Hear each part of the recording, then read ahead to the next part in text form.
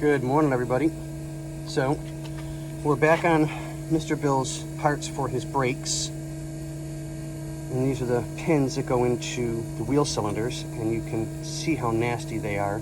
They've got a lot of rust and brake parts, brake dust buildup on them. So when they go into the new boots for the new wheel cylinder, they may, and we're not taking any chances, cut or rip the new boots because they are kind of sensitive to newer stuff. So after a little bit of work, this is our passenger side, this is our driver's side.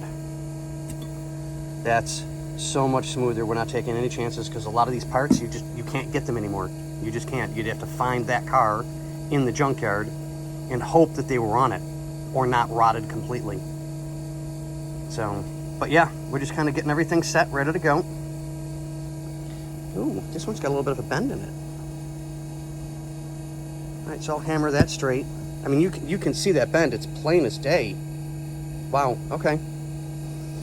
All right, well, I got a little bit left to go, and I'll get these all done and taken care of, and I'll slap a coat of clear on them, just so we know they don't get all nasty, rusty for a long time to come. But yeah, all right, everybody.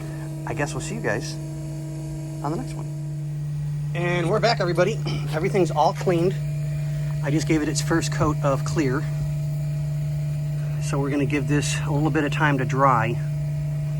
Granted, it's hot as blazes outside, but it's super humid, so it's gonna take a few more minutes to, normally it flashes off pretty quick and I can add an extra coat, but we're already in the hundreds for the day. I think we're making it to 115 again, or 110, something along those lines. So when it gets super humid outside, it just takes forever for things to dry quickly.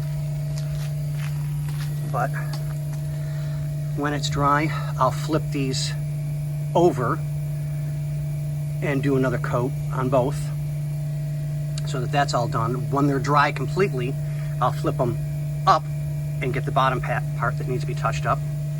But they'll get 2 coats, and that should pretty much keep them safe for as long as possible, because we can't get these, and I highly doubt we can even get these. These are pretty common in general on almost every single car, and they're almost all the exact same size, so that's not an issue. But finding the e-brake bar and the wheel cylinder pins, yeah, good luck on that. So we'll probably clean up the bolts going into the wheel cylinders in a few minutes, get that taken care of, so that we know we're safe and sound on everything, because trying to find those bolts as well is going to be almost impossible. But on that note, ladies and gentlemen, we'll catch you guys on coat number 2.